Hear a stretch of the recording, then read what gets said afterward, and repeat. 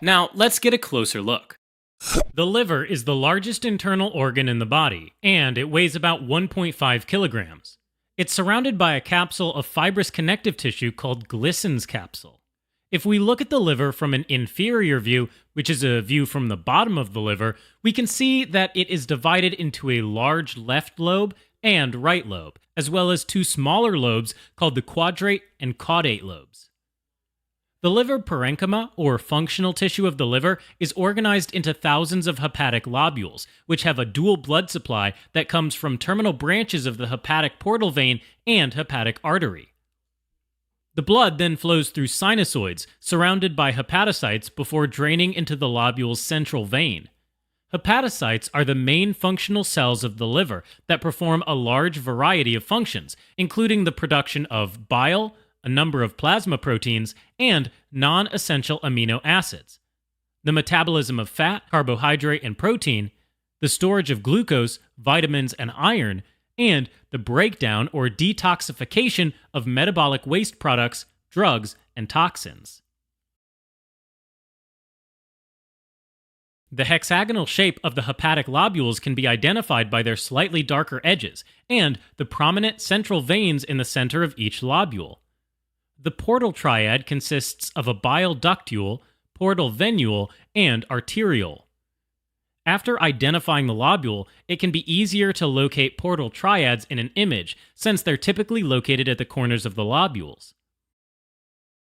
If we take a closer look at just one portal triad, we can more easily identify the portal venule by its large diameter and thin walls compared to the arteriole, which has a much smaller diameter and thicker walls. Similar to this image, the portal tract can sometimes have more than one bile duct. The bile ducts can be identified by their prominent, simple cuboidal epithelium.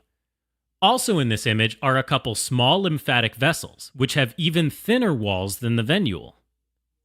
Now let's take a closer look at the hepatocytes, which are large polygonal epithelial cells that form branching plates that are only one cell thick, separated by sinusoids, and radiate outward from the central vein.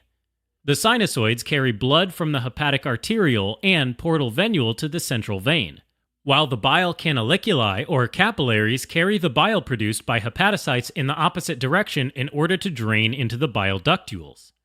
The hepatocyte cytoplasm is very eosinophilic, or pink, because they contain a lot of mitochondria. Many of the cells in this image also have fine brown granules within the hepatocytes, called lipofuscin. These granules are considered a sign of wear and tear, and it's normal to see the amount of lipofuscin gradually increase with age. The hepatocyte plates have a supportive tissue or stroma of reticulin fibers.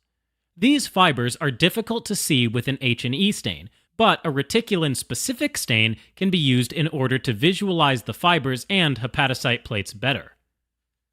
A reticulin stain is actually used to help diagnose hepatocellular carcinoma, since a liver with plates that are more than 3 cells thick is diagnostic, which we can see in this image. Alright, as a quick recap. The liver is organized into thousands of hepatic lobules. At lower magnification, the lobules can be identified by their prominent central vein, as well as a slightly pale central portion of the lobule compared to the edges of the lobules. The portal triads are found at the corners of the lobules. Each portal triad contains a portal venule, hepatic arteriole, and bile duct. The venule can be identified by its large lumen and thin wall. The arteriole will have a thicker wall, but a much smaller diameter. And the bile duct can be identified by its simple cuboidal epithelium.